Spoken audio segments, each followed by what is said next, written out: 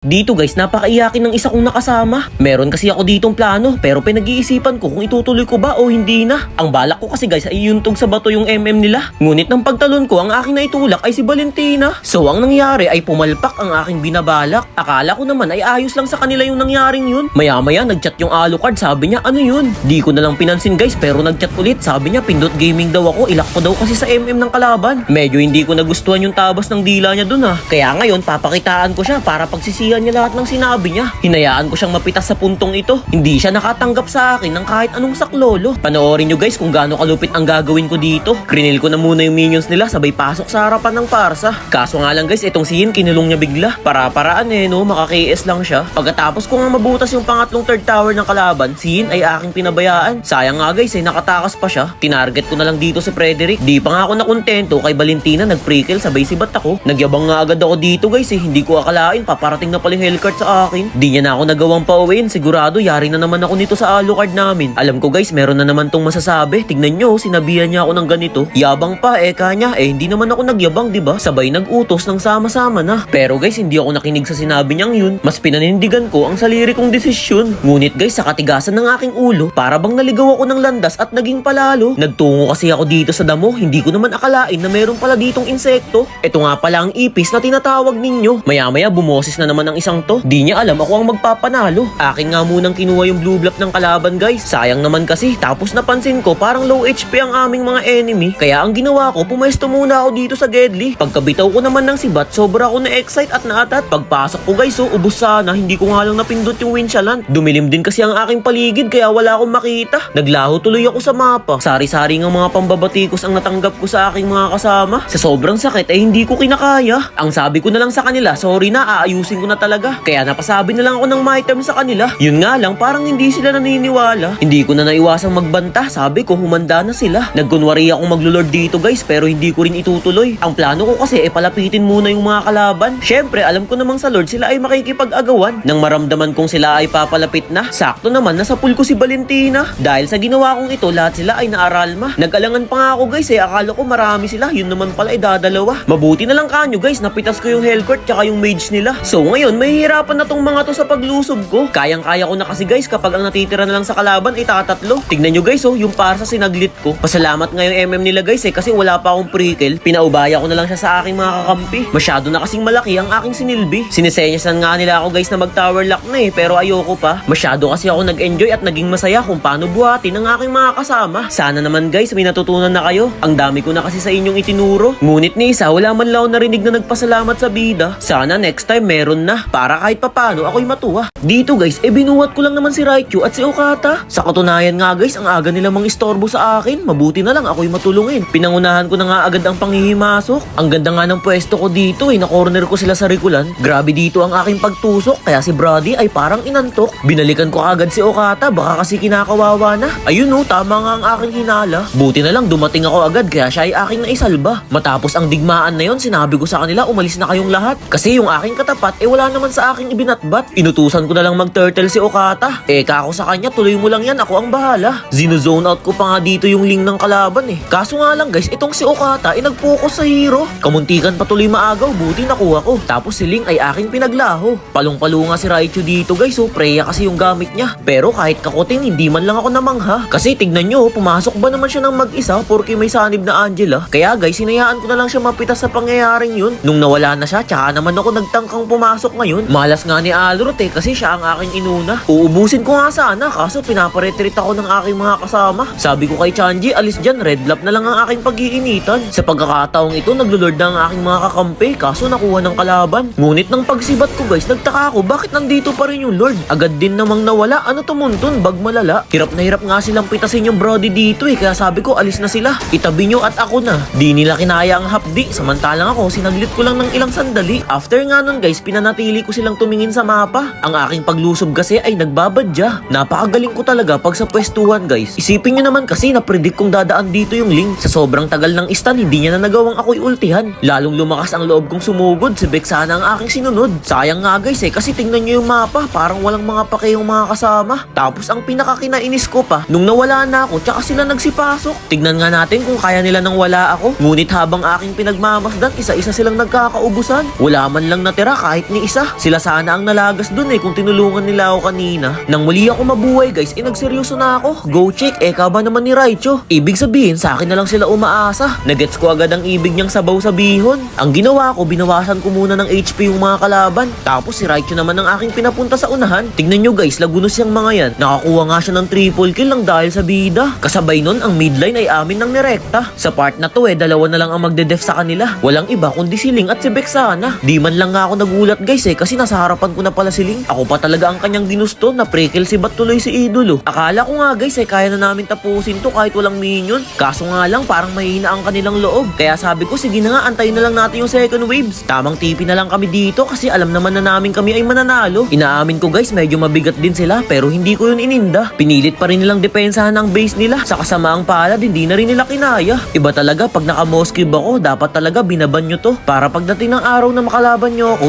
maiwasan nyo ang tsansang matalo. Win streak na ako, mga 18.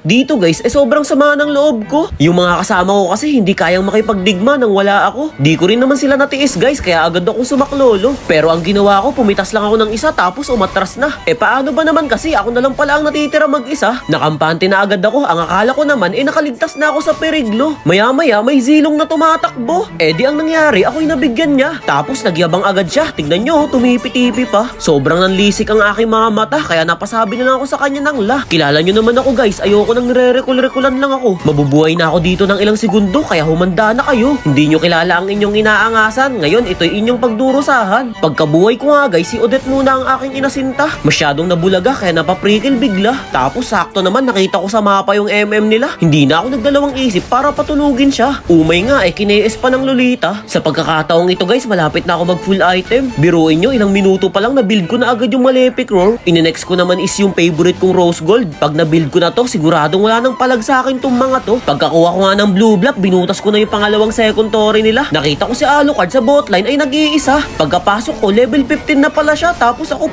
14 pa lang partida. Pero napatumba pa rin ng beda. Baka check yan. Sa sobrang pikon niya nga guys, napasabi na lang siya ng ganito. Hindi ko naman siya inaano. Matapos nun panahon na siguro para magiganti ako kay Zilong. Alam nyo naman guys, yung mga ganyang hero bonus round lang naman. Alam kong push lang ang gagawin niyan, kaya inabangan ko na siya dito sa damuhan. Sa mga ganitong paraan pa naman hindi ako mainipin. Kaya kahit matagal pa yan aking aantayin. Wala masyado niya akong ininis kanina. Ngayon ang pagyayabang ay ibabalik ko sa kanya. Akala ko nga dito guys nakahalata siya Pero wait pa rin natin, baka sakaling dumating. Hindi rin siya nakatiis at biglang sumundot sa minions. Paglabas ko parang natulala siya. Hindi niya alam kung saan siya pupunta. At boom, tipi ka ngayon sa akin sa mukha. Pasensya na kayo guys ganito talaga ako magalit, lalo na sa mga kalaban na mapanglait. At ayun na nga guys, habang naglalakad ako dito, tinry ko magpakalawa ng sibat. Hindi ko na nga sana papasukin, pero sayang naman 'di ba? Si Odette ang una kong pinuksa. Sinunod ko naman yung tank nila, kaso tong si Alucard patalikod kong tumira. Lagunos tuloy siya kay Nana. Muntikan ko pa nga nakalimutan yung TP kaya medyo nahuli. Binalak kong i-push dito yung pangatlong third tower nila, pero pinilit pa rin ni Aklas mag-def. Di natanggal tuloy yung immortality niya. Ayaw niya pa nga bumak hindi niya akalain na papasukin ko siya sa tore. Na maalam tuloy siya mga pre. Pagtapos nun ako'y bumak na, pinaglord ko na lang ang aking mga kasama. Tapos pagkakuha namin, pumwesto na ako dito sa hindi alanganin. Parang takot pa nga sumugod ang aking mga kasama kaya pinangunahan ko na. Tignan nyo guys grabe ako magwala. Pati ang ulti na Atlas naiwasan ko pa. Ayoko nga muna mag tower lock dito Gusto ko maubos muna sila. Basta aking sinabi natutupad talaga. Ayun triple kill malala. Isa-isa na nga dito nagtipian ang mga kasama. Samantalang ako naisipan ko pang mag-build ng emo. Panoorin nyo guys kung anong gagawin ko dito. Lahat ng kuryente sa base ay aking sinalo. Sakto naman nakamtan na rin namin ang aming pagkapanalo. Sana maging silbi itong aral sa tumipi sa akin kanina na si Zilong na ang anumang pag-aangas o pagyayabang ay hindi nakakatulong.